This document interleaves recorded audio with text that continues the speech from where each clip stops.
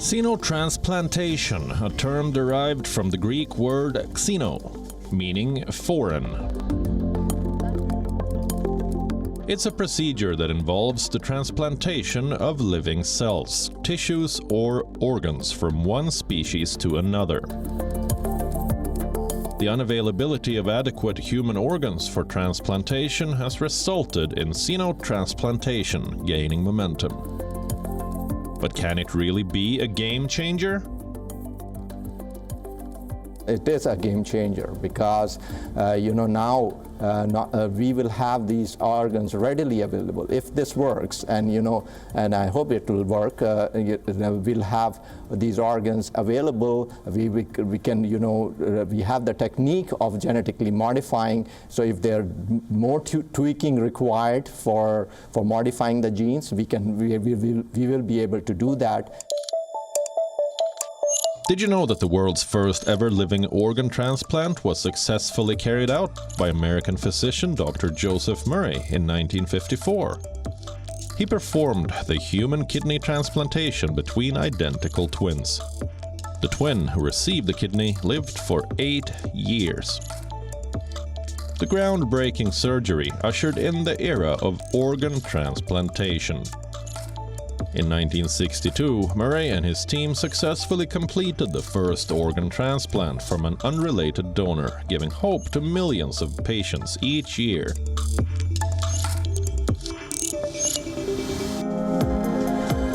"67 years later, the world is witnessing another scientific breakthrough.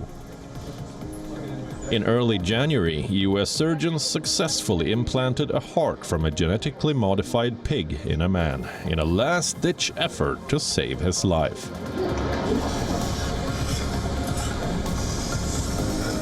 Doctors at the University of Maryland School of Medicine performed the operation on 57-year-old David Bennett, a Maryland handyman who was too sick to get a human heart. 40.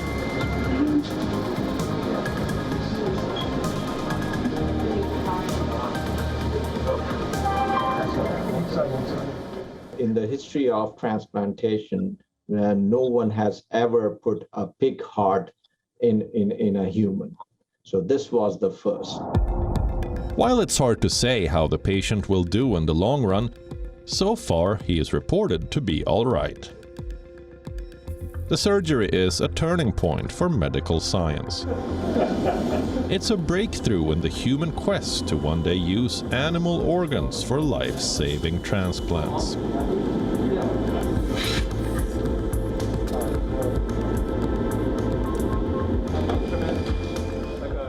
This patient was given an opportunity for this experimental transplant with the idea in mind that we didn't know what the outcome might be, but it wasn't going to be worse than traditional therapy. David Bennett Jr., the son of the transplant recipient, called the experimental 7-hour procedure a miracle. Bennett had terminal heart disease, and he decided to gamble on the experimental treatment because he had exhausted other options. He had been deemed ineligible for a conventional heart transplant or an artificial heart pump after reviews of his medical records. Dad is on the leading edge of technology right now. This is significant for my dad, for the United States, for the world. Certainly things have been tried to date, but there's been a lot of complications and rejection and infection that they're concerned about. This is groundbreaking, this is remarkable, and frankly, this is a miracle. Interestingly, Bennett has a criminal past. 34 years ago, he repeatedly stabbed a young man, leaving him paralyzed. The victim, Edward Schumacher, spent 2 decades in a wheelchair before dying in 2007. His family thinks Bennett was unworthy of the surgery. But the transplant team says a person's criminal past could never be grounds for refusing treatment. He simply didn't want to die, doesn't want to die. And He felt that if he had no opportunity, and he was pretty well convinced by multiple doctors who had told him he had a fatal disease and he was unlikely to leave the hospital because of it. With that as a background, as an alternative, he said to me two very important things. He said, I don't want to die. And he said, if I do, maybe you'll learn something to help others. Bennett is being monitored for immune system problems and other complications. The biggest risk involved in all transplants is of hyperacute rejection.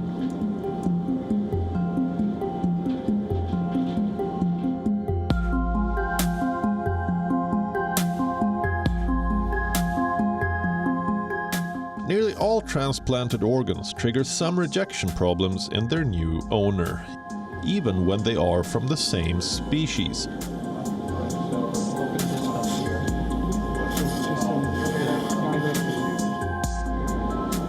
That's when anti-rejection drugs come into play.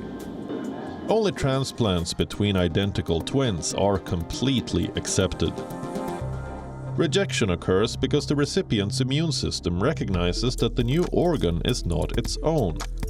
It's from somewhere else. It's foreign. If the organ comes from a different species, it is rejected within a few minutes. Probably the biggest risk is now. We seem to be past what we consider the hyperacute rejection phase that we would normally have seen in an animal organ that wasn't specially treated. So we feel good about that one. So we're preparing for the next attack on his organ. We know that the pig heart will be attacked by different soldiers in our body, different immune players can take it out, and we have designed a treatment plan in addition to the humanized, genetically edited heart to try to account for that. He was in the operating room 3 days straight. He's got a lot of swelling throughout his body. And so he's suffering a great deal. This healing is going to be a process. The donor animal was very stable, and the organ looks perfect. Good size. The extraction of the organ went routinely, and it's now nestled in its little preservation chamber, waiting for our call to action. Bennett's genetically modified pig heart was provided by Revivicor, a regenerative medicine company based in Blacksburg, Virginia. On the morning of the surgery, the transplant team removed the pig's heart and placed it into a special device to preserve its function until the surgery.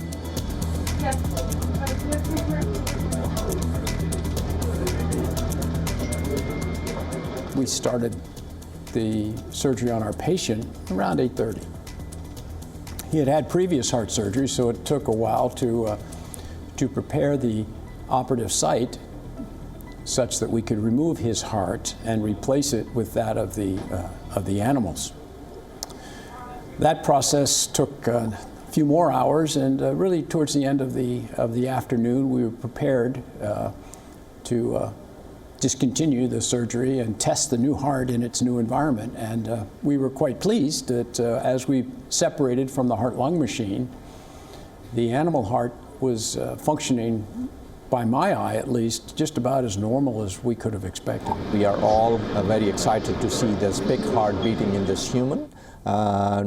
This big heart has performed so far very well, even beyond our expectations. We have not seen any signs of rejection.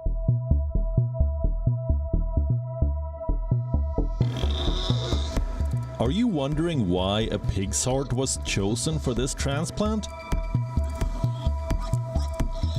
Why not one from some other animal?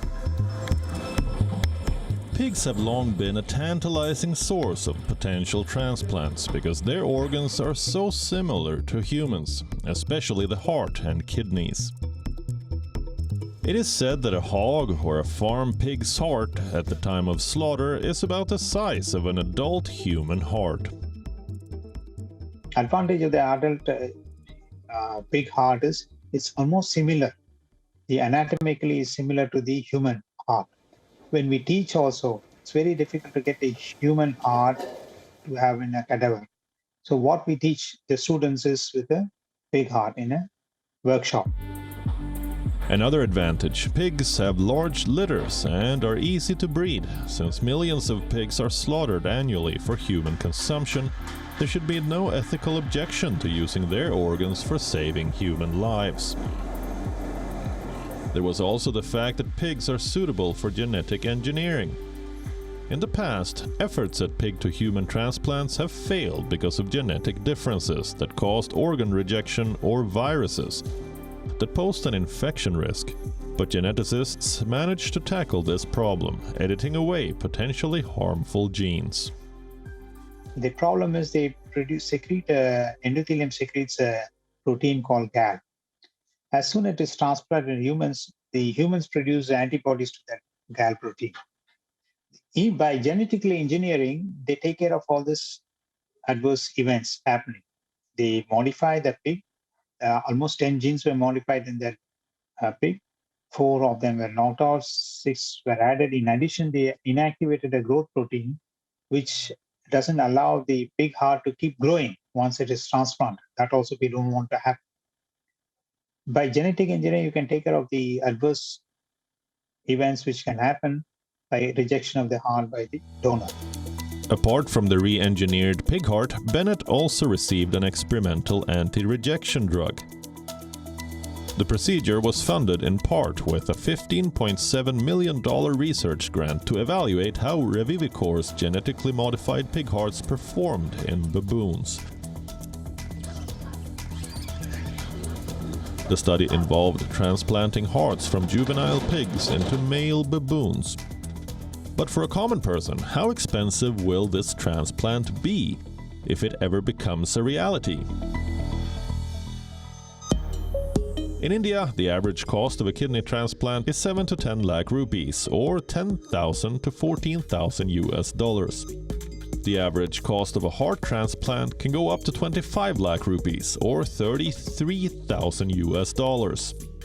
While it looks more viable now, xenotransplantation is not a new concept. While clinical xenotransplantation could one day become a reality, the cost to the consumer is likely to be astronomical. It should be public and private funding. In US is a place country because both happens.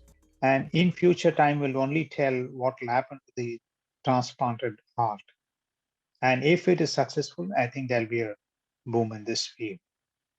It'll take some time, but it will be very costly, but over time it will become less costly. In 1963 to 64, American transplanted chimpanzee kidneys into 13 patients, one of whom returned to work for almost 9 months, but the recipient died from what was believed to be an electrolyte disturbance. The first animal-to-human heart transplant in a human ever performed was by Dr. James Hardy in 1964. He used a chimpanzee's heart, but the patient died within 2 hours. In 1966, Dr. Thomas Starzl carried out the first chimpanzee-to-human liver transplantation. And in 1992, his patient managed to survive for 70 days following a baboon liver transplant. In India too, in 1997, Dr. Dani Ram Barua performed a xenotransplantation surgery and transplanted a pig's heart, lungs and kidney on a 32-year-old end-stage organ failure patient. The patient survived for 7 days before dying of multiple infections. It triggered an uproar. Dr. Barua, who is now 72 years old, was arrested under the Transplantation of Human Organs Act and imprisoned for 40 days. Even in India, almost 25 years back, Dr. Barua had attempted a pig transplant in Assam. These all happened before the permissions were given. Now, this Maryland clinic they got a permission on emergency and an empathetic ground because he was not eligible for human donation.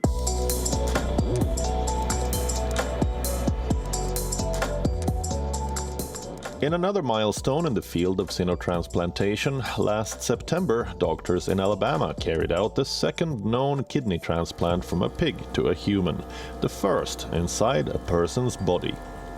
It was performed on a brain-dead recipient.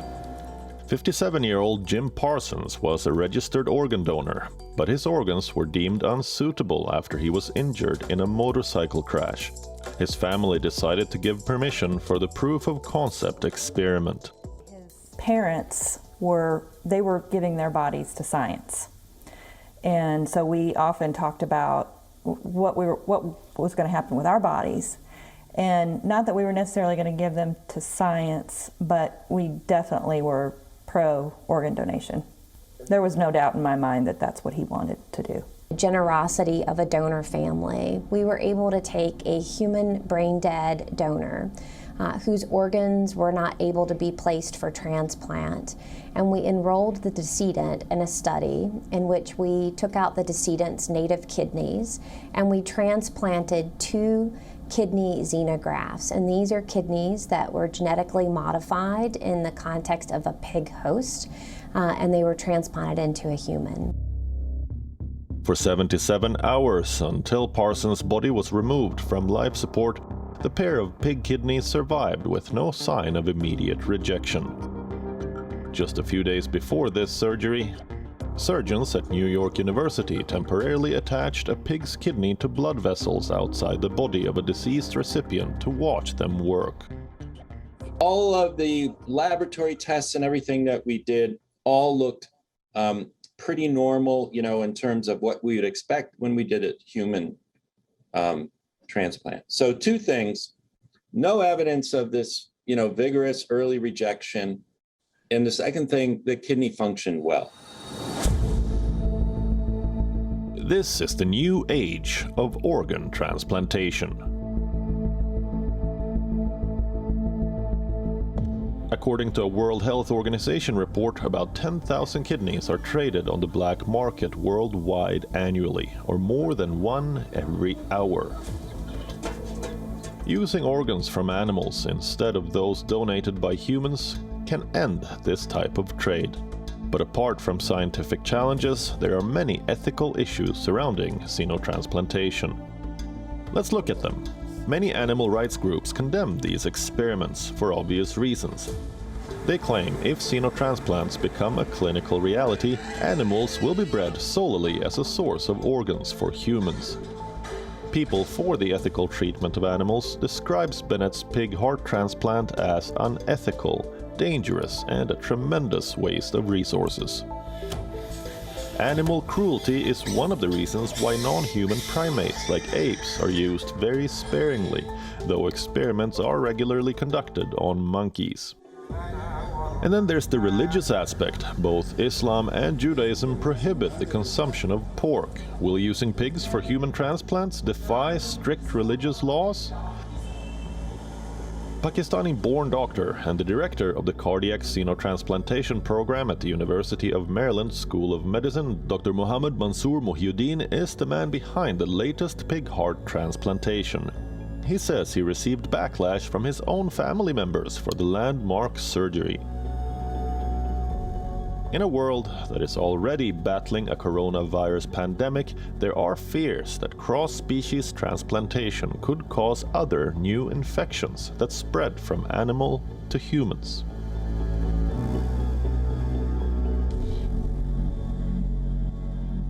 We've shown you the pros and cons of xenotransplantation. Will it lead to a medical revolution?